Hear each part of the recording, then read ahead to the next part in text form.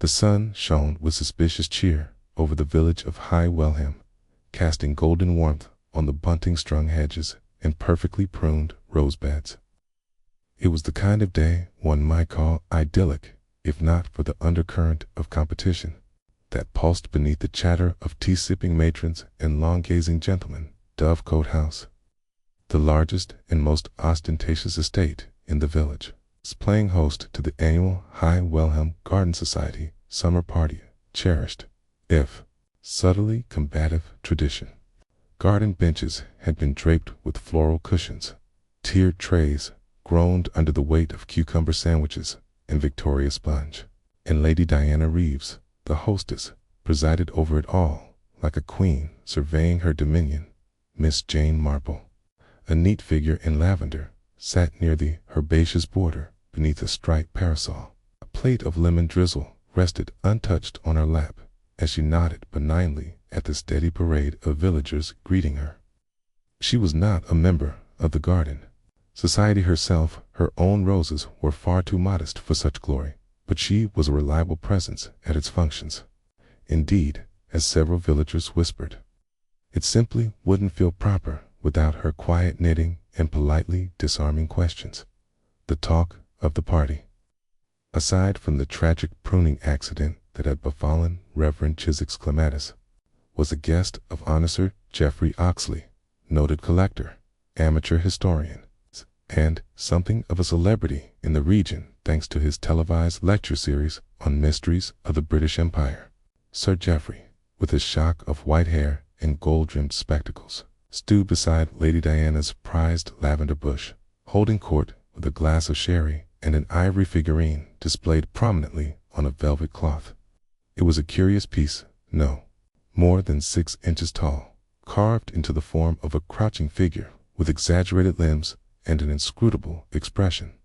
This, Sir Geoffrey announced, is a ceremonial icon from the Beanie Kingdom, acquired by my great-uncle during his military expedition in 1897. Quite rare, quite valuable. The villagers murmured in awe, though some, like Colonel Seagrave, grunted with thinly veiled skepticism. Bit grim for a garden party, muttered Mrs. Dalton, the butcher's wife. Looks like something one might dig up in a cursed tomb, Lady Diana beamed. But Geoffrey insists it's a talking piece, and he's donating it to the Historical Society for a special exhibit. Aren't you, darling? Sir Geoffrey inclined his head, clearly pleased. Indeed, though my housekeeper is convinced it brings ill luck. He laughed a bit too loudly. The poor woman refused to dust it.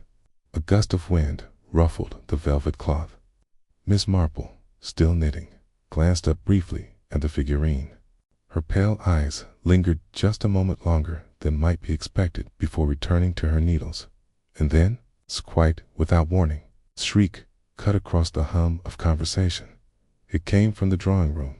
Guests surged toward the open French doors, teacups forgotten. Miss Marple rose, carefully setting down her knitting and following the current of the crowd, with the air of one who had seen enough village dramas to know when to arrive after the worst had already happened. Inside, Lady Diana's housemaid, Elsie, stood frozen by the mahogany drinks cabinet, one hand pressed to her mouth, the other pointed, trembling, toward the floor. There, crumpled against the edge of the hearthrug, lay Sir Geoffrey Oxley. Motionless, his sherry glass lay shattered beside him, the deep burgundy of the wine staining the pale carpet like a spreading wound, and beneath his splayed hand his fingers curled as if reaching was the ivory figurine. Toppled from his perch, it was said later that it was Colonel Seagrave who muttered the word first. Dead. There was a gasp. Someone dropped a teacup. Miss Marple said nothing at all. She only stepped forward, peering down at the contorted figure of the man who had claimed to unlock ancient curses and forgotten truths. Sand had now, it seemed, become the center of a mystery himself. By the following morning, the death of Sir Geoffrey Oxley had reached every corner of High Welham, carried on the swift, sure wings of gossip. Not even the milkman could deliver his bottles without being quizzed for details, nor the vicar leave his garden without encountering speculative whispers, thinly disguised as condolences. The official word of her by Constable Ned Tilling, a good-natured but easily flustered young man, was that Sir Geoffrey had collapsed suddenly. The attending doctor, summoned from Lower Marchford, had muttered something vague about the heart, but no death certificate had yet been issued. That, in itself, was enough to feed speculation. Collapsed, sniffed Mrs. Dalrymple, who ran the village haberdashery and fancied herself a connoisseur of both lace and intrigue. Men like that don't simply collapse. He was in fine form not 10 minutes before, holding court like Caesar in a conservatory. At the Bluebell Tea Room, the talk circled like bees around jam tarts. "I heard it was poison," whispered Mavis Gullett, lowering her voice dramatically. "In his drink. That sherry," said it turned his lips blue. "Don't be ridiculous," replied Mrs. Purdy, the baker's wife. "He was just old, overexcited. That horrid little statue probably gave him the vapors. The tea, that horrid little statue, as it turned out, had vanished by mid-morning." Word had spread that the ivory figurine, a supposed ceremonial icon from Sir Geoffrey's collection, had not been among his personal effects when the constable arrived. Lady Diana, pale and visibly shaken, had declared she remembered seeing it fall during the commotion. But when she looked again, it had gone. "Gone," repeated. "Yes, gone," replied the vicar's wife solemnly. "Vanished. As though it had never been there at all." Miss Marple, who had been quietly sipping her tea at her usual corner table by the window, made no comment, but she had noted something curious even before the disappearance had been made public: the reaction on Charlotte Farlow's face. Charlotte, Lady Diana's companion and secretary of sorts, was a woman of about 30, with a severe bun and careful speech, the sort who seldom spoke unless spoken to and rarely smiled unless it was required. Yet Miss Marple, ever the observer, had seen her freeze for half a second not when Sir Geoffrey fell. But when the figurine hit the floor, the memory returned with clarity. A flash of fear, quickly buried. Miss Marple had learned long ago that fear was always more telling than grief. Later that day, under a soft drizzle that muted the clink of teacups and made the cobbles shine like wet stone, Miss Marple took a slow and seemingly casual walk to the post office. The postmistress, Miss Henrietta Green, was busy sorting envelopes behind the counter, but her ears, like many in High Welham, were fine-tuned to scandal. "Terrible business, Ski," she said as Miss Marple approached. "Lady Diana hasn't left the house. The doctor's been twice. To say the Historical Society exhibit is postponed indefinitely." "Quite understandable," Miss Marple replied mildly. "A shock to everyone, I'll say." Miss Green went on. "And that poor Medelsi, is it? She swears she saw the figurine after the fall, but Constable Tilling says it wasn't there when he arrived. Between you and me, I think someone took it." Miss Marple gave a small nod. "Would explain why such an ugly little thing has caused so much fuss." Miss Green leaned in. "Do you suppose it was cursed, as Sir Geoffrey said?" Miss Marple smiled faintly. "I've never had much patience for curses, but I do find people behave very oddly around objects they believe hold power." She collected her stamps, thanked the postmistress, and stepped back out into the drizzle. As she walked home past the allotments and the war memorial, her thoughts unfolded in a quiet stream. Sir Geoffrey had boasted about the figurine. That much was certain. He had drawn attention to it, placed it on display, and in short everyone understood its value: historical, its financial, and, to some minds, supernatural. Then he had died suddenly, conveniently, and then the object had disappeared. It was not difficult to connect the dots. But Miss Marple did not believe in accidents, nor, despite her gentle nature, did she believe in coincidence. She believed in people, and people, when frightened, did all manner of foolish things. That evening, the inquest was formally postponed.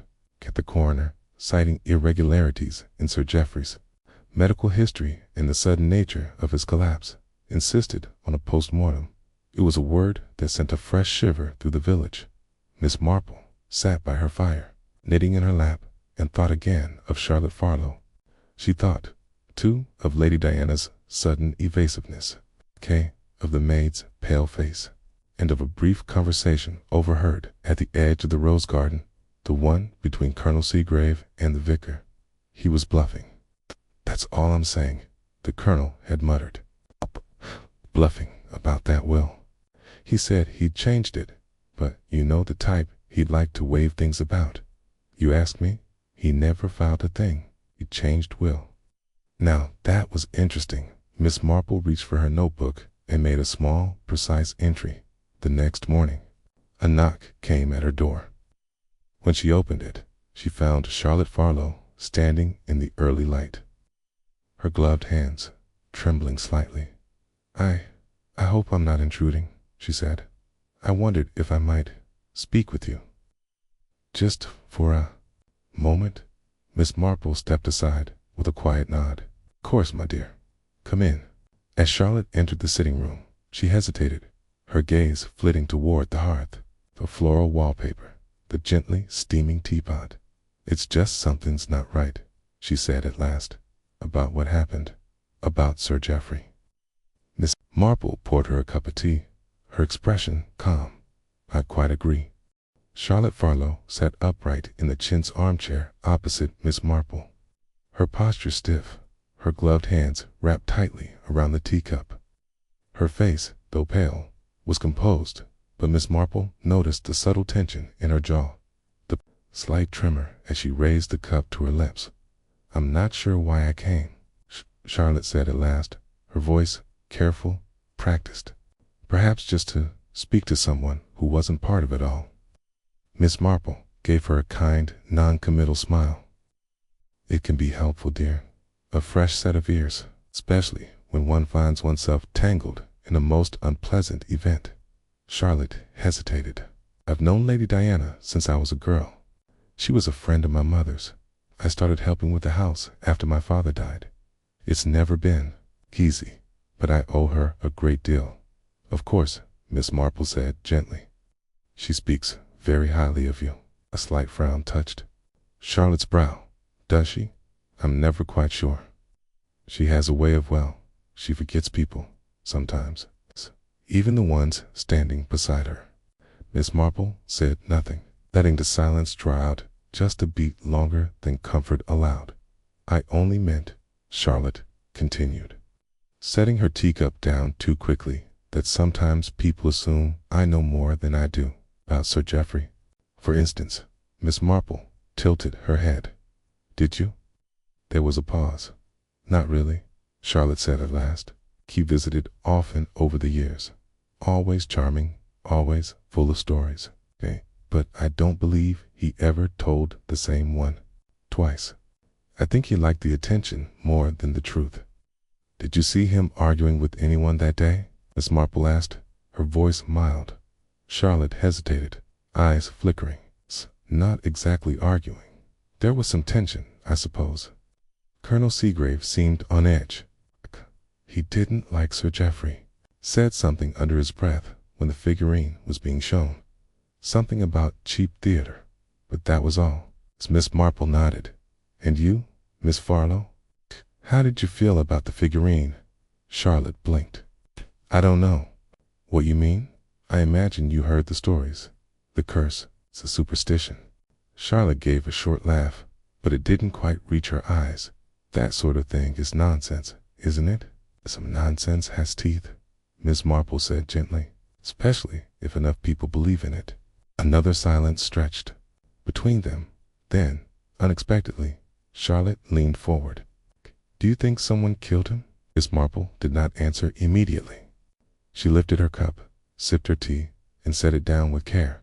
"I think," she said slowly, "that Sir Geoffrey died rather too conveniently, and that the object which most preoccupied him, this Figurine, disappeared just as conveniently. I think it's possible that someone in that drawing room wanted him silenced, or frightened, or both. Charlotte's eyes widened, but not in surprise. More like recognition. I have to go, she said suddenly, rising to her feet. Thank you for the tea, Miss Marple. I don't know what I was hoping to find by coming here. Sometimes, Miss Marple replied softly, we simply need to hear the sound of the truth, even if we can't say it ourselves. Charlotte paused, one gloved hand resting on the doorknob. He said, she whispered, that he was going to change the will, that someone who had never expected anything was going to be very surprised. And then she was gone. Later that afternoon, Miss Marple sat with the local doctor, Leonard Emmett, in the snug of the Bluebell Inn. He was a gruff, methodical man, but fond of Miss Marple and used to her odd, precise inquiries. I can't say I like this business, he said, stirring his tea with unnecessary vigor. Sir Geoffrey was perfectly fit the last time I examined him. No signs of anything troubling. His heart, lungs, blood pressure, all sound. And yet, Miss Marple said, he was dead within moments of taking a sip of sherry. The doctor frowned. That's the curious part. There were no obvious signs of poisoning, no convulsions, no foam at the mouth, nothing dramatic. But I've requested a toxicology report regardless. Something in his system may not have agreed with him or been placed there deliberately. Miss Marple murmured. Dr. Emmett looked at her sharply. You think someone poisoned him? I think, she replied, that someone removed the figurine because they feared what might come after its discovery. He frowned. Kay, you're suggesting the figurine had something hidden inside it? Not necessarily, Miss Marple said. Kay, but people sometimes project their fears onto objects, especially when those objects are said to be cursed. The doctor grunted. You think someone panicked? I think someone acted. And panic often makes people do very peculiar things. Oh. That evening, the vicar's wife hosted a small gathering at the rectory, ostensibly to discuss the upcoming harvest fair, but in truth, the conversation rarely left the topic of Sir Geoffrey's death. Colonel Seagrave was in attendance, pacing near the fireplace and nursing a whiskey. Mark my words, he said, Geoffrey was a fraud. He once claimed to have dined with the Emperor of Japan. Said it without blinking. He could charm. The paint off a wall, but I never trusted him. And what of the will? Asked Mrs. Purdy, her eyes bright. What indeed? Said the colonel, pausing mid-step. He claimed he was changing it. Spoke of some generous gesture to the Historical Society. Oh, but I wouldn't be surprised if he was bluffing. Kay, trying to keep everyone eager for his approval. Miss Marple, seated quietly in the corner with her knitting, said nothing. But she remembered Charlotte's words. Someone who had never expected anything. The next morning, as the village grocer unloaded crates of apples onto his stall, Elsie, the maid, appeared at Miss Marple's cottage, clutching something tightly in a handkerchief. I wasn't going to say anything, miss, she said breathlessly, but I couldn't sleep. Miss Marple motioned her inside. It's this, Elsie said, unwrapping the handkerchief. Inside lay a small, ivory fragmented, jagged piece, no more than a knuckle's width, with a smooth curve on one side and a faint, sharp edge on the other. It was under the drinks cabinet, she whispered. I found it when I was cleaning, the morning after. Miss Marple took it delicately. Did you tell anyone? No, miss. I didn't want Lady Diana to think I'd broken something, but something's not right. Marple said gently, turning the fragment in the light. Something certainly is not. Rain had returned to High Welham, light and persistent, softening the outlines of the thatched cottages and making the narrow lanes glisten like silk ribbon. Most villagers remained indoors, watching the mist roll through the hedgerows from behind steamed-up windows. It was the sort of day that encouraged reflection from Miss Marple's investigation. The ivory fragment left by young Elsie now sat on a small dish atop Miss Marple's sewing table, beside a magnifying glass and a pencil. In the morning light, the shard was even more peculiar than she'd first noticed. While the curvature was consistent with the figurine's rounded edges, the break was not clean.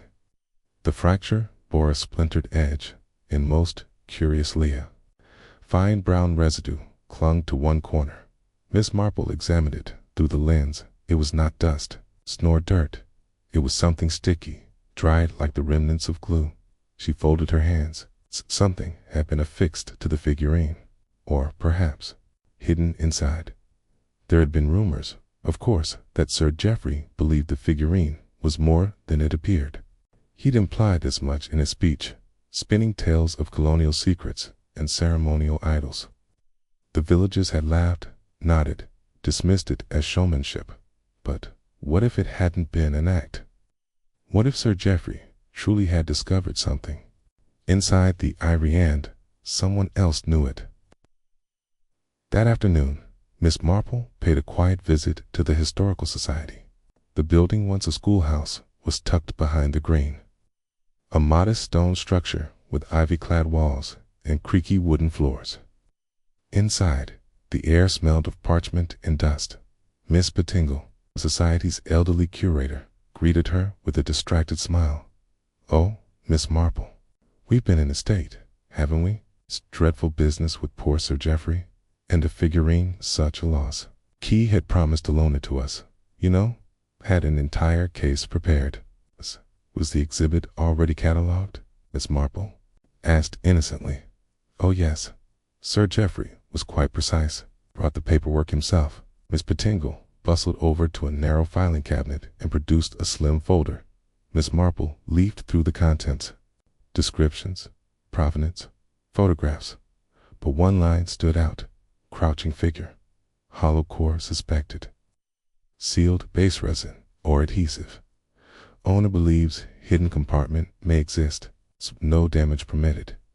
Miss Marple's brow lifted just a fraction. She closed the file gently. "And do you know if he had it examined?" Pettingle hesitated. "He mentioned someone in Londina, Mr. Ashdown, I believe, an antiquities specialist. But I don't think it ever left his possession. He was quite possessive of it." "Really?" "Carried it in a velvet pouch." "And he never told you what he believed was hidden inside?" "No, only that it had weight. Not physical weight, you understand. Importance." Miss Marple returned to the village with her suspicions confirmed. Sir Geoffrey believed the figurine contained a secret. And at least one other person, perhaps more, knew it too. That evening, she hosted a small gathering at her cottage under the pretense of a modest supper. Lady Diana Reeves arrived with forced cheer, though her eyes remained hollowed with fatigue. Charlotte Farlow followed closely behind, subdued. Colonel Seagrave declined, but sent word through the vicar's wife that he would speak with Miss Marple privately, and when the weather was less conducive to pneumonia. Dr. Emmett joined as well, nodding solemnly over his sherry. "Still waiting on toxicology results," he murmured. "These things take time. London's been slow since the rail strike." Conversation remained strained until Miss Marple, with her usual softness, turned it toward the figurine. "It's a shame, really," she said lightly, "that such a peculiar piece should vanish entirely. I'd hoped someone might have found it behind a cushion. It was knocked over, wasn't it?" Lady Diana nodded vaguely. "Yes, fell when Geoffrey collapsed.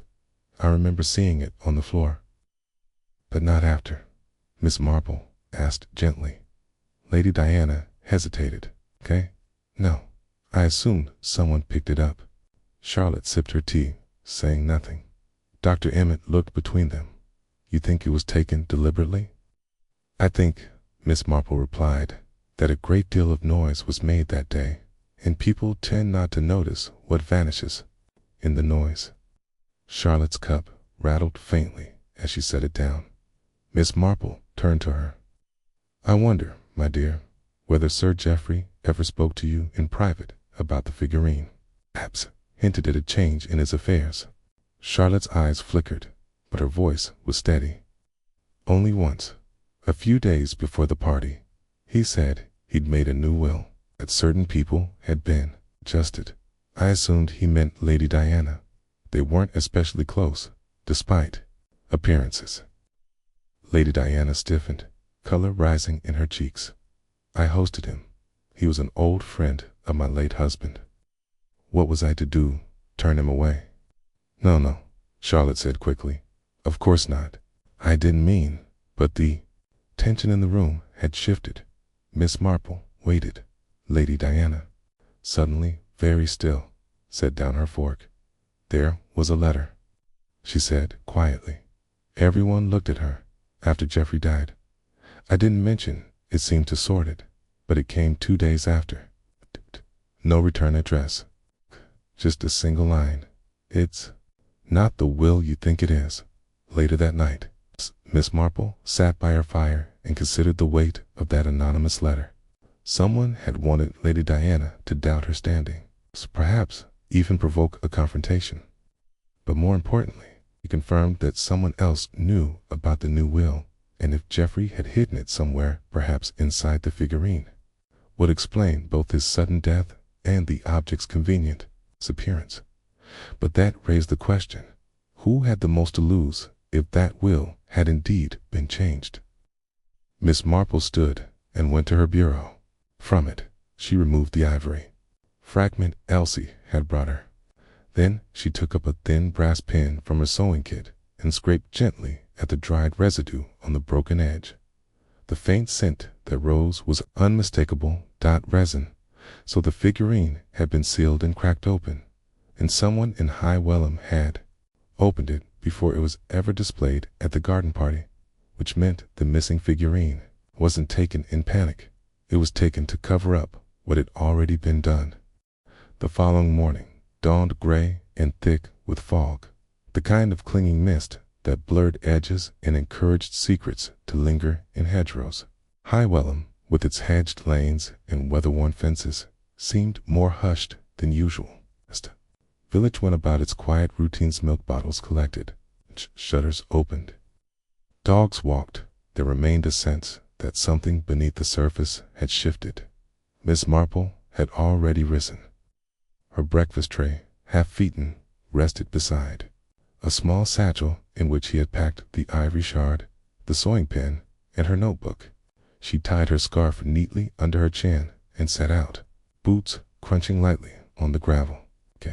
Bound for her first stop of the day, the Vicarage. Reverend Lionel Aldersby was a gentleman with a fondness for rhubarb and a tendency to ramble during sermons. But he was also, Miss Marple knew, the village's most trusted confidant, someone who heard things not meant for the ear of a policeman.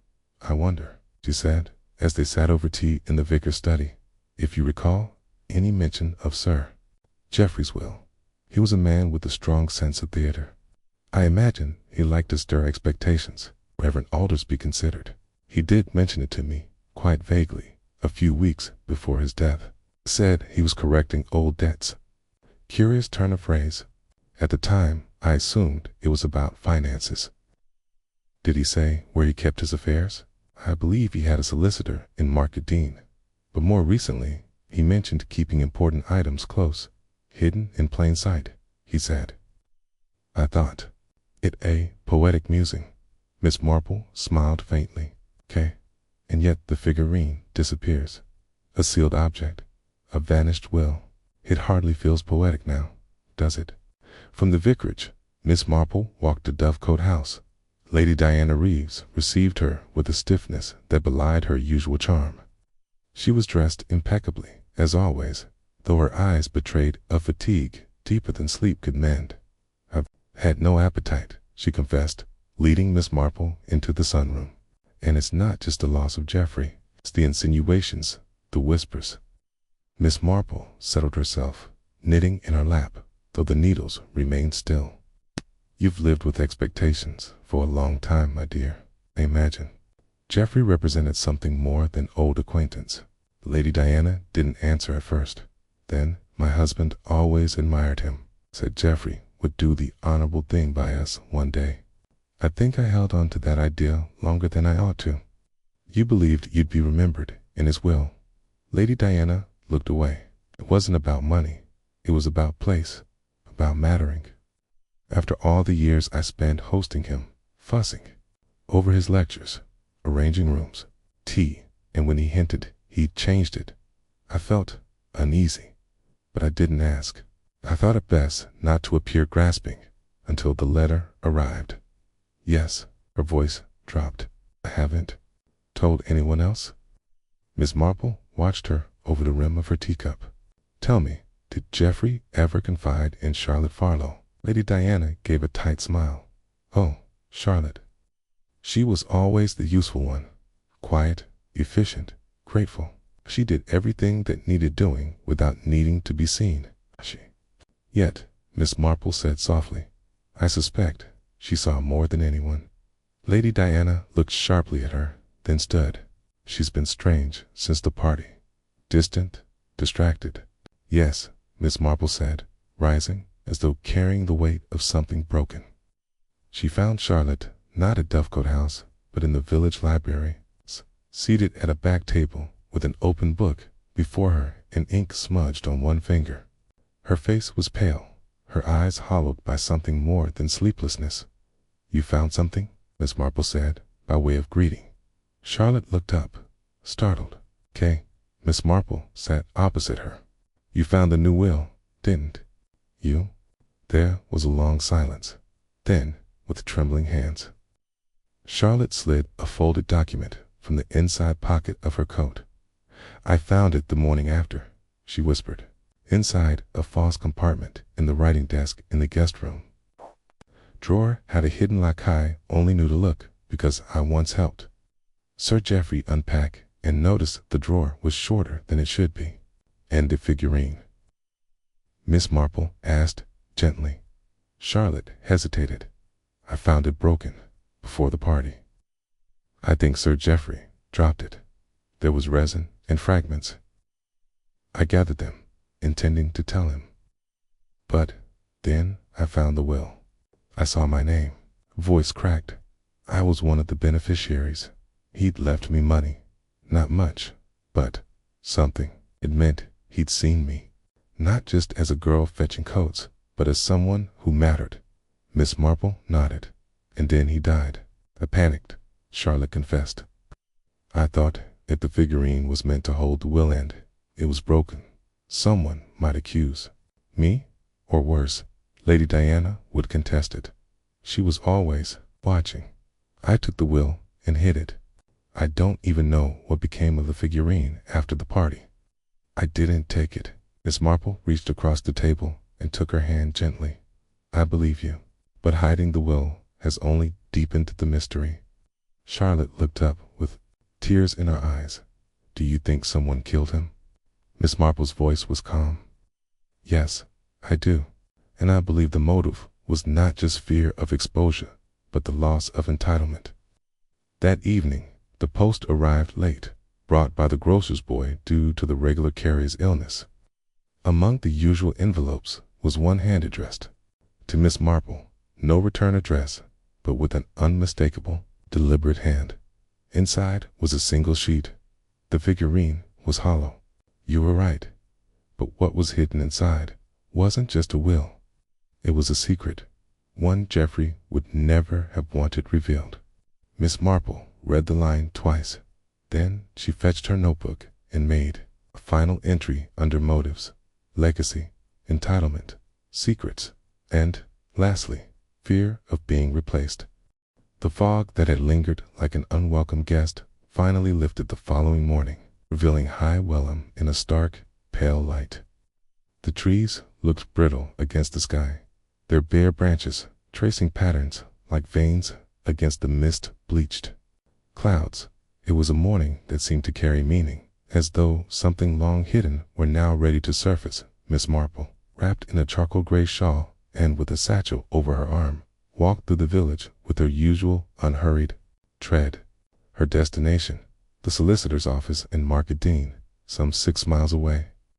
She had sent a discreet inquiry the day before regarding Sir Geoffrey Oxley's testamentary documents. The response had arrived promptly that morning. Mr. Ralston, the solicitor in question, would be pleased to meet with her at 11 sharp. It was not curiosity that compelled Miss Marple, nor any hunger for scandal. It was a quiet obligation to truth, particularly when it seemed to be hiding behind politeness and paperwork. The office, nestled between a tea shop and a funeral director, was narrow, neat, and faintly scented of old books and lemon polish. Mr. Ralston, a florid-faced man with pince-nez and a thinning comb-over, greeted her with professional reserve. "Ah, Miss Marple, a pleasure. I've heard of your skill with puzzles." She smiled demurely. "Only of the domestic kind, Mr. Ralston.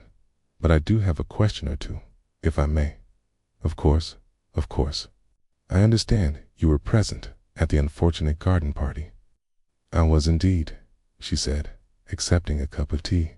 "And I understand Sir Geoffrey made some adjustments to his will not long before his death." Ralston pursed his lips. "Yes, a revised document was filed in my office only 10 days prior. He was in high spirits when he brought it and spoke of righting old wrongs, I believe. There were several new additions, though nothing one would call shocking." Miss Marple sipped her tea. "Might I ask who was removed?" Ralston hesitated. "Well, Lady Diana Reeves, for one. She had been to a modest bequest under a prior version. In the revised document, that bequest was rescinded and added. Miss Charlotte Farlow, his goddaughter, received a new provision, as did a Mr. Ashdown, a London antiques dealer, and curiously some was allocated to the High Welham Historical Society for the care and exhibition of a culturally significant artifact. The figurine, I presume, was a copy of the will sent to Sir Geoffrey." Ralston shook his head. "No, he refused. Said he didn't trust the post or the people around him. He insisted I keep it in our vault. I was to release it only upon his death. But then Miss Marple said someone else believed there was another will, hidden, perhaps, within the figurine. Or perhaps they feared one would be found." Ralston blinked. "I hadn't considered that." Miss Marple smiled faintly. "Most people don't, until it's too late." By the time Miss Marple returned to High Welham that afternoon, the village was once again alive with whispers. News had traveled quickly. Lady Diana had been summoned to speak with Inspector Cray. Nothing formal, of course, just routine questioning, but the suggestion was enough. At the Bluebell Tea Room, speculation buzzed louder than the milk frother.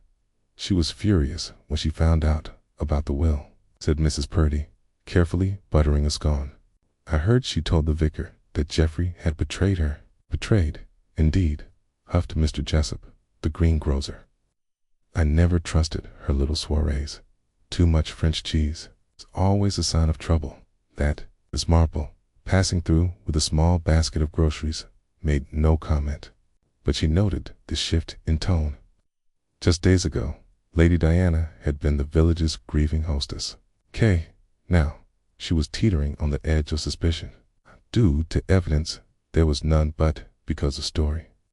In villages like High Welham, narrative was often more powerful than truth.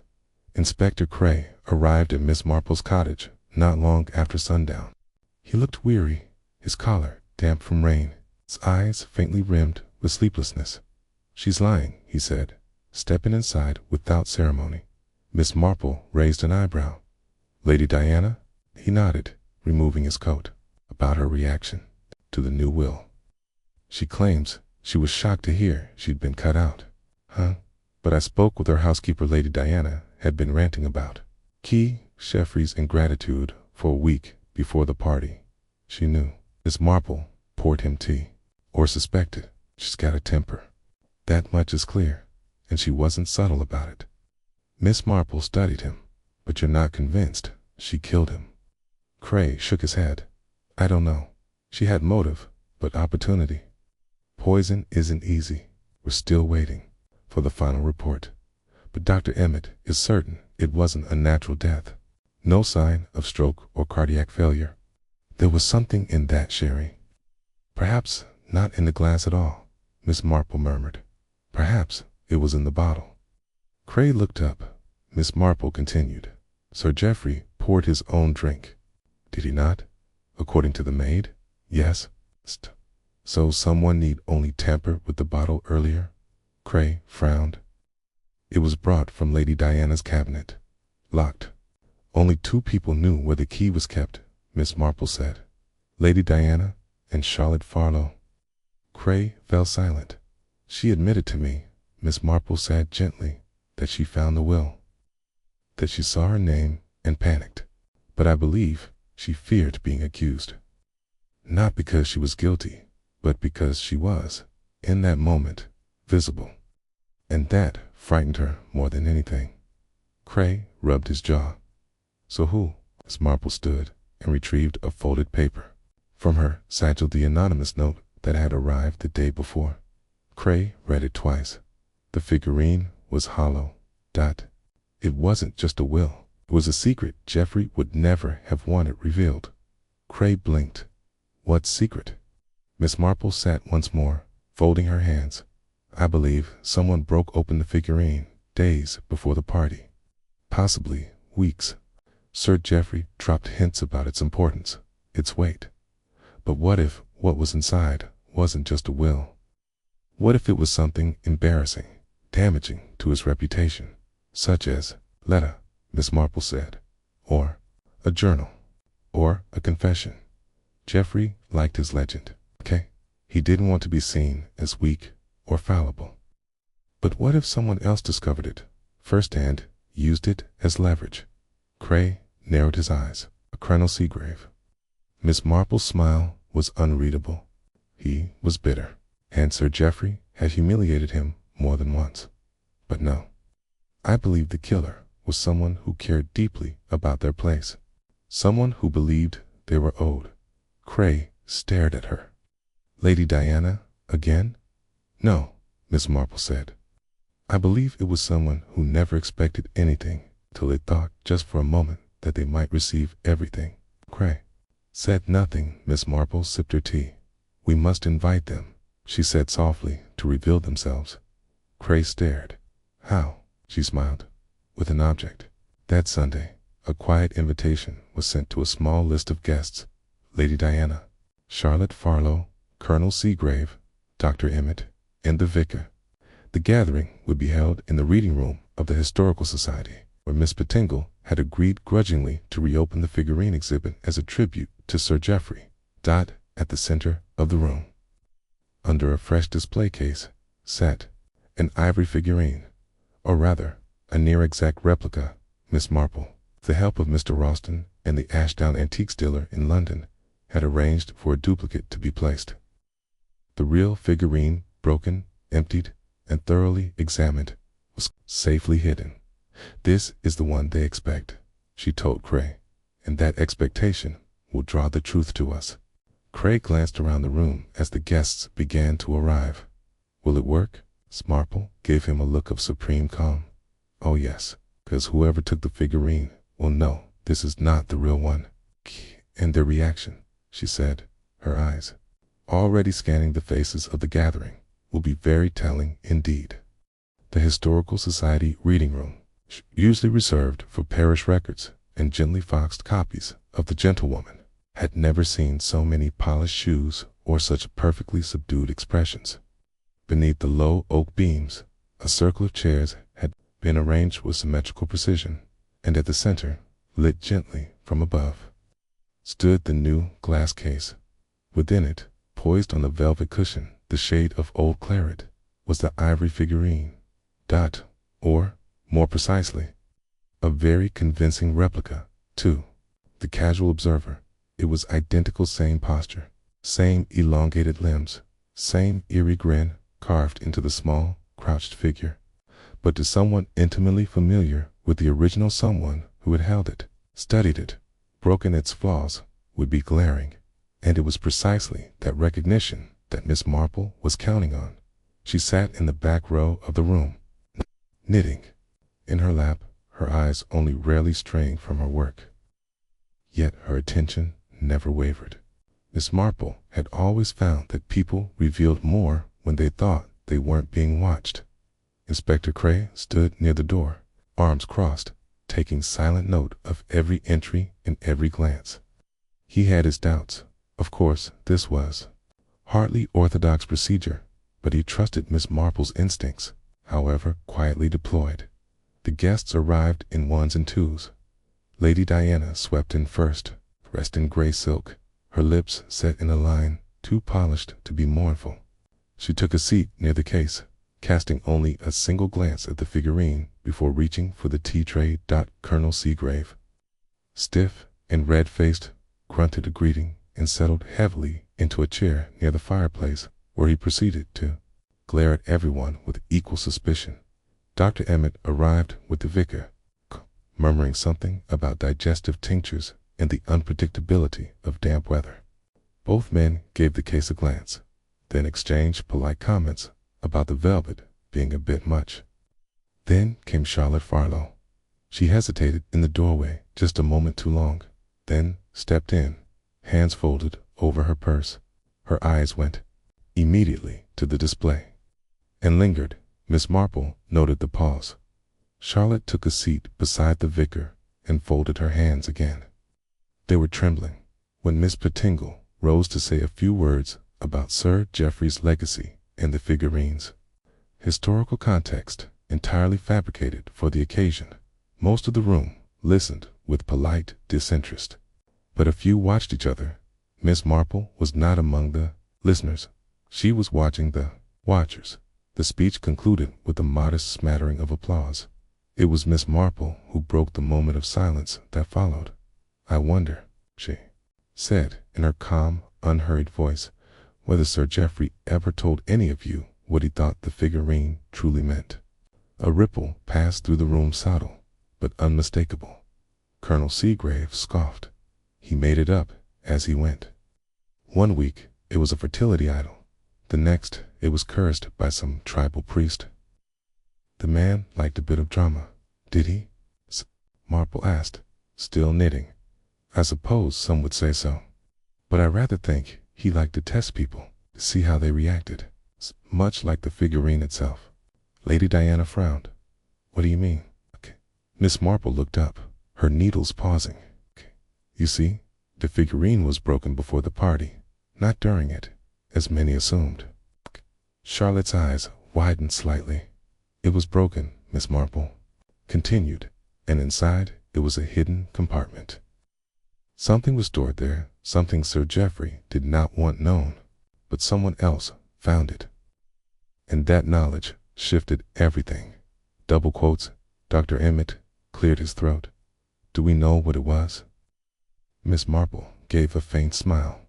"I do." Cray, standing near the door, straightened. He'd not heard this part. Yet Miss Marple rose slowly, her hand steady. "It was a letter," she said, "written by Sir Geoffrey during the war. Letter admitting that one of his academic discoveries, a set of artifacts he later sold for considerable profit, in fact been misappropriated from a private collection in Belgium during the German retreat. There was a collective intake of breath. It wasn't just a secret," she said. "It was a stain. A crack in the legend he'd carefully curated, one that could have destroyed his reputation." Colonel Seagrave sat up. "And you say someone found this?" Miss Marple nodded. "I believe they did.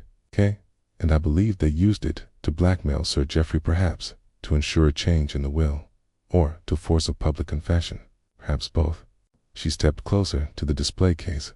"But what they didn't expect was that Sir Geoffrey might fight back, that he might prepare to reveal the truth on his own terms. And so they did the unthinkable." She turned, her eyes sweeping the room. "They killed him." A brittle silence followed. Lady Diana's teacup rattled faintly on the saucer. "I didn't," she said suddenly. "I didn't even know about any letter." Miss Marple nodded. "No, I don't believe you did." "I certainly had motive," said Colonel Seagrave gruffly. but I'd rather have watched Jeffrey hang himself with his own rope than lift a finger to help him." "Nor you," Miss Marple said, nodding. She turned her gaze on Charlotte. "You, Miss Farlow, were the only one in the household with access to the figurine before the party. You discovered the hidden will, yes, but not the letter. Let had already been removed. Someone else had broken it before you." Charlotte swallowed hard. "But who?" Miss Marple stepped aside, gesturing to the display. "There's only one person in this room who noticed that the figurine is not the original." All eyes turned toward the case. "Its weight is off," Miss Marple said. "The grain of the ivory, while expertly matched, lacks the distinctive crack that Sir Geoffrey himself pointed out in his last speech." She turned to face the room, and only Dr. Emmett reacted to that. The doctor blinked, his mouth opening, then closing. "Again, you examined the figurine weeks before," Miss Marple said. "Sir Geoffrey trusted you as his physician. He showed it to you privately, perhaps even asked your opinion on the hidden compartment, okay? And when you saw what was inside, what it could mean for his reputation, for the village, for the historical society, whose chairmanship you coveted, you acted." Dr. Emmett rose to his feet. "That's absurd. I've never even touched the thing."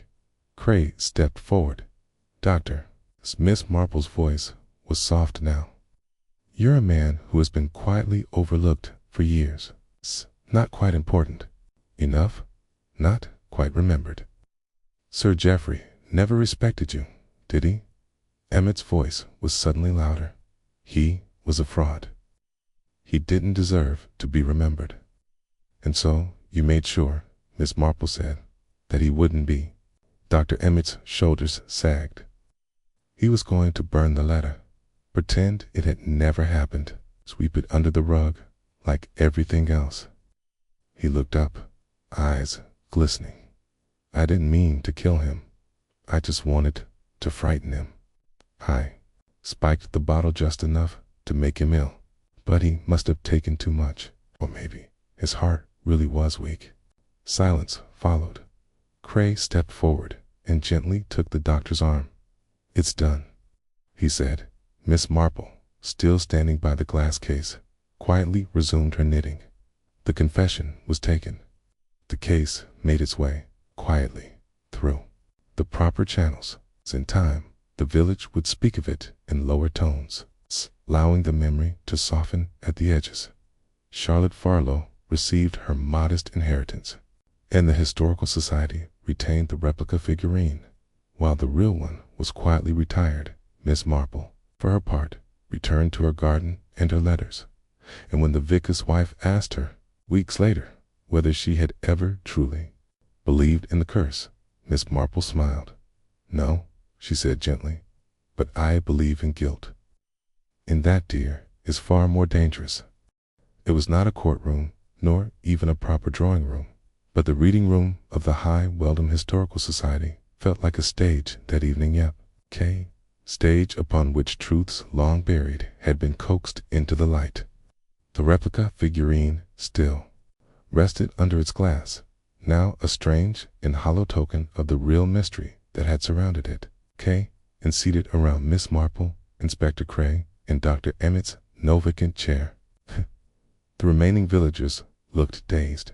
Lady Diana sat stiffly, arms crossed, as if willing herself to be impervious to the implications of the last hour. Charlotte Farlow sat as though turned to stone, hands in her lap, head bowed. Colonel Seagrave stood by the fireplace, utterly still. He had not spoken since the doctor's quiet confession. His eyes were sharp, watchful not from suspicion, but from comprehension. Inspector Cray, standing near the case, broke the silence. "You all deserve to understand what happened," he said. "And Miss Marple has offered to explain it as she's already explained it to me." He nodded toward her, and Miss Marple, still seated with her knitting resting neatly in her lap, looked around the room with a gentle, unreadable expression. "What I've found," she said, "is that most crimes in villages like ours are not born of evil. They come from fear, or pride, or desperation, and in this case, all three. She turned slightly in her chair, addressing the room not as an accuser, but as a guide, leading them down a path they had already begun to walk. Sir Geoffrey Oxley was, in many ways, a man built of stories. His identity, his prestige, was tied not just to his discoveries, but to the myth of his discoveries, and that myth was carefully cultivated. But inside that figurine, she gestured toward the case, was something that could unravel it all. She met their eyes, one by one, a letter written decades ago. It revealed that one of his most famous acquisitions was, in fact, taken under questionable circumstances. A looted artifact from Belgium during the war, passed off as a colonial find. The shame, the scandal. Geoffrey would have done anything to suppress it. Charlotte looked up, her face pale, but someone found it. Miss Marple nodded. Yes, Dr. Emmett. Geoffrey trusted him perhaps because, as a man of science, he assumed the doctor would understand discretion. Dr. Emmett had grown tired of being overlooked, ignored, and more than that, he had ambition. He saw an opportunity to gain influence over Sir Geoffrey, perhaps even force a confession, or secure his own position within the society. Colonel Seagrave spoke for the first time, voice gruff, but Geoffrey wouldn't be threatened. No, Miss Marple agreed. He decided, I believe, to announce the truth on his own terms. Perhaps even during the garden party, hence the public unveiling of the figurine. He was preparing something theatrical perhaps, to claim he'd discovered the hidden compartment only recently. To control the narrative, as they say, Lady Diana scoffed. Kay and Emmett stopped him. Miss Marple said quietly, by poisoning the sherry bottle, a slow-acting toxin. Not one intended to kill immediately, but enough to make him collapse, frighten him into silence. But it went too far, Charlotte whispered. He died. Miss Marple's gaze softened. That is often the case with amateur poisoners. Too much or not enough, but the result was fatal. There was a long pause. Then Cray said, and the will? Miss Marple folded her hands. Ah, the will. Yes, it was changed. Ralston confirmed it. But Dr. Emmett didn't know whether it had been registered or not. And so, to ensure his own involvement remained hidden, he removed the figurine after Geoffrey collapsed. He had already broken it earlier days before he placed it with a near-perfect replica, sealed again. No one would have noticed if he'd removed the real one after the party. Colonel Seagrave's brow furrowed. But wouldn't he have wanted the truth to be found about the letter? No, Miss Marple said, because by the time Geoffrey collapsed, it was too late. Discovery meant inquiry.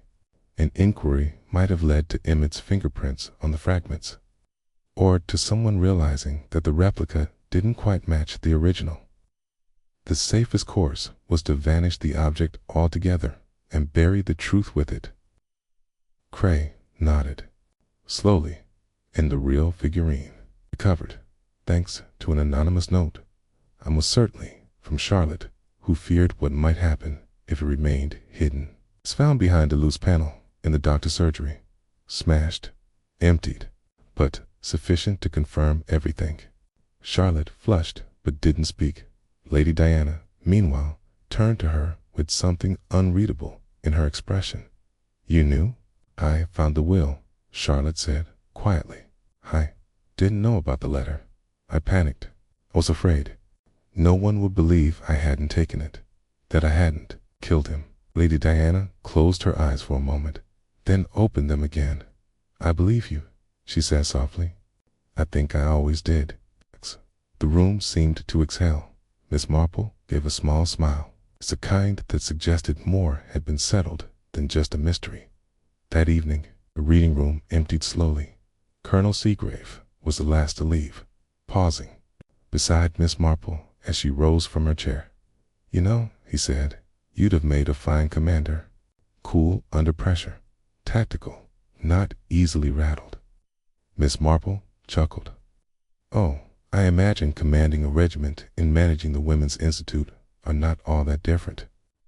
One deals in strategies and the other in rhubarb, but the people are quite the same underneath. He grunted. Okay, well, I'm glad someone saw clearly. The next morning, the villagers of High Welham awoke to a sky streaked with soft apricot and dove gray, the promise of a gentler day. The post arrived early. The tea room opened precisely at 9. The vicar's wife returned to her baking. But something had shifted. The story of Sir Geoffrey Oxley, collector, lecturer, and fallen icon no longer belonged to the village alone. It had entered the folds of whispered legend, part cautionary tale, part tragedy, and part unspoken relief.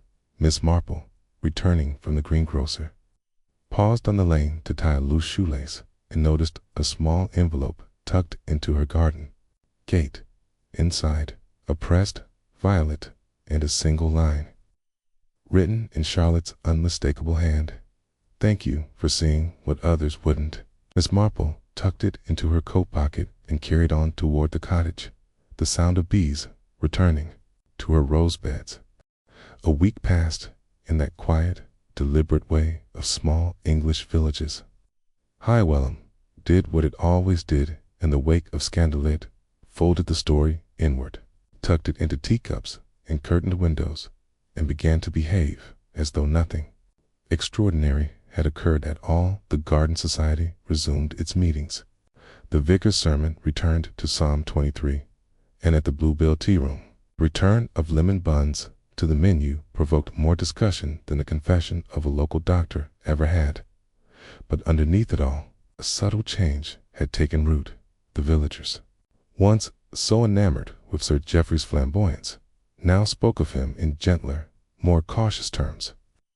Where once he had been called distinguished, they now opted for complicated. Where brilliant had once been the word on their lips, troubled had crept in, soft as a cough behind a handkerchief. It was not rewriting history, was simply reframing it as only villagers could. Miss Marple, meanwhile, was returning to her usual rhythm. The garden required weeding, the mantel needed dusting, and her correspondence, mostly letters to nieces and goddaughters, had grown woefully behind. But she felt, as she always did after a case resolved, a faint unease. Not from doubts. She had no doubt Dr. Emmett was responsible for Sir Geoffrey's death. The evidence, while mostly circumstantial, had found its weight in motive, opportunity, and behavior. No dramatic chase had been required, no last-minute witness. Only a slow, precise unraveling of the threads until the center was exposed. No, the unease came not from the case itself, but from its cost. Charlotte Farlow visited on the second Tuesday after the gathering at the Historical Society. She brought a basket of apples and a tentative smile. I'm going to London, she said, after they had settled with tea in Miss Marple's sitting room. Not forever, but for a while. There's an archivist position with the British Museum. They're taking me on probation. Miss Marple smiled warmly. That sounds perfectly suited to you. Quiet rooms, orderly records, a place where what's hidden is often waiting to be catalogued. Charlotte looked down into her teacup. I'm not proud of what I did, hiding the will, running from what I found, but I'm grateful it didn't define me entirely. No action defines a person, Miss Marple said gently. Some actions offer a choice what to become afterward. Charlotte nodded. She reached into her satchel and drew out a small envelope. Something else I found just before I left Dovecote House. I wasn't sure what to do with it, but I think it belongs with you. Miss Marple opened the envelope. Inside was a torn scrap of paper, evidently once part of a longer letter bearing Sir Geoffrey's distinctive, sweeping hand. If it is ever opened, I want them to know I was trying to make it right. That the man I was in Belgium is not the man I became. Miss Marple read it twice, then folded it slowly. I believe he was telling the truth, Charlotte said. I think he was trying to change. Yes, Miss Marple said. But it is never easy to outrun the version of oneself others still believe in. Elsewhere in the village, the ripples continued. Lady Diana Reeves, now the subject of both sympathy and speculation, withdrew from public life, though not entirely. She continued to host small luncheons and retained her place on the parish council, but her tone had changed. The grand pronouncements were fewer. The disdain she once reserved for the help had softened, if only slightly. She never spoke of Sir Geoffrey again, except to say, he was difficult, wasn't he? Most agreed this was a charitable interpretation. As for Colonel Seagrave, he returned to his twice-weekly visits to the club in Lower Marchford, where he now told the story of Sir Geoffrey's downfall with a gruff, triumphant bitterness. But even he no longer claimed to have always known something was off. The truth, when finally exposed, tends to silence even the loudest of revisions.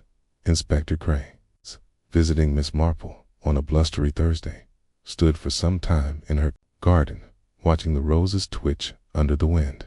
No appeals, he said. Emmett confessed formally. Said it was a moment of weakness, made permanent by fear. Rather poetic for a man who once sneered at poetry. Miss Marple, kneeling near her rosemary, snipped a sprig with careful fingers. He meant it. The confession? I believe he truly wanted to unburden himself. Cray glanced down at her. You always say that the difference between those who lie to hide and those who lie to survive, she said, standing with a faint wince in her knees. But the difference matters. The former can be dangerous again. The latter, usually just broken. He nodded slowly. I'm retiring, you know. Not immediately, but soon. Oh, he looked down the lane. Not because of this case, just time. Life has to be more than chasing the dark, doesn't it? Miss Marple handed him the rosemary. Then grow something. You'll be surprised what can heal under the right soil. They shared a smile. That evening, Miss Marple lit her fire early, the sky darkening well before 6. The flicker of the flames played over the edge of her notebook, where the final page for the case had already been written and dated. But her fingers lingered there on the margins. She had solved many mysteries in her life, some small, yet this one left behind an echo, not of danger, but of sorrow, the kind that hums in the bones of an old house after the doors have closed. She thought of the figurine, carved by unknown hands, misunderstood by modern ones, and now broken, a symbol, perhaps, of what legacy meant in villages like hers. Not who people truly were, but who others believed them to be. Sir Geoffrey had lived on a pedestal and died. Quite suddenly, beneath it, Charlotte had hidden her worth until it was nearly her ruin. Dr. Emmett had taken a life not to gain power, but to defend what he believed he was owed. And Lady Diana had spent her years arranging appearances, only to discover how easily they could be rearranged before retiring. Miss Marple added one final note at the bottom of her last page. In every village, there are stories waiting to be rewritten. All it takes is one crack to let the truth seep in. She closed the notebook, placed it carefully in the drawer, and blew out the lamp. Outside, the wind had quieted, but in High Welham as ever. The silence was only temporary. Spring returned to High Welham with all the softness of a whispered apology. Daffodils swayed by the churchyard wall. Bees flirted lazily between the primroses, and washing lines once again fluttered with linens like surrender flags in a breeze. On the surface, the village had returned to normal, but even in a place so accustomed to sweeping things tidily beneath the doormat of routine, not everything had faded. Not yet. In Miss Marple's cottage, the windows were flung open to the morning air, and the scent of lemon polish and hyacinths filled the front room. Tupaia had been left to rest. Instead, Sunlight danced across the parquet floor in gold patches. On the table sat an envelope, heavy cream paper, no stamp, just her name, Miss Jane Marple, in a hand that was not unfamiliar. She knew, of course, before she opened it. Dear Miss Marple, I imagine you already know this is from me. There's no need for secrets between us now. Not truly. I did not poison Jeffrey. That part belongs to Emmett, and you saw that clearly. But there's something you may have guessed and chosen not to say, and that's why I write to you now. I did find the letter inside the figurine. I did read it, and I did burn it, not to protect myself, but to protect my mother. Sir Jeffrey wasn't just my godfather. He was my father, she told me once only. Once, after too much sherry and a thunderstorm, swore me to silence. Said he'd promised to look after us quietly, and he did. Private school fees, a place at Dovecote House, a reference to the museum, but he never acknowledged me, not properly. And when I read the letter, the shame, the legacy he feared, I knew it would all come out. Everything, my mother's dignity, it's a lie of his generosity. The myth he built, I couldn't let it happen, so I burned it. That is my truth. And I thank you for never asking aloud what you had already seen. Yours, sincerely, Charlotte. Miss Marple read the letter once, then again. Her expression did not change, not even at the mention of parentage or fire. She simply folded the paper, returned it to its envelope, and tucked it into a small compartment at the back of her bureau. Not with the case notes that had been closed, teeth, but among the personal letters she kept not for evidence, but for memory. There were many kinds of silence in the world, some born of shame, others of grief, and others still of mercy. A week later, Miss Marple stood beside the grave of Sir Geoffrey Oxley, a modest plot beneath a yew tree, its headstone fresh but unremarkable. The village had not given him a grand send-off. There were no great speeches, only a brief eulogy from the vicar and a hesitant scattering of earth. Dr. Emma's confession had ensured the legacy would always bear a shadow, but in time, that too would soften, as all things did in the countryside. She laid a single snowdrop at the base of the stone. Legacies, she said softly, are rarely what we intend them to be. Behind her, the wind stirred. That afternoon, she returned to her garden, where the roses had begun to bud, shy and tentative. The air carried the promise of warmer days, and the bees had resumed their slow work. She sat in her chair with her knitting and her notebook, and for once, she simply watched. People passed. The postmistress in her usual navy coat, the grocer's boy on his bicycle, his two elderly sisters walking their dog, who yapped at the gate as he always did. Peace had returned, but not naivety. There was now a shared understanding in High Wellham that even the most charming stories can hold secrets, that beneath polished silver and perfect manners, something far more complicated often lurks, and that, if one wishes to see it, they need only look at how people speak of the dead, not what they say, but what they do not say. That evening, Miss Marple wrote one final line in her case notebook. The figurine was never cursed, but the lies it held, those were far more dangerous. She closed the book, reached for the kettle, and as the water began to boil, she smiled, not with satisfaction, but with understanding, for there would always be another village, another tale, another secret buried in a drawing room or whispered behind a hedge, and Miss Marple, gentle and unassuming, would always be watching, not because she wished to judge, but because she listened when others didn't, and because, the quiet spaces of village life, the truth always has a voice if you know how to hear it.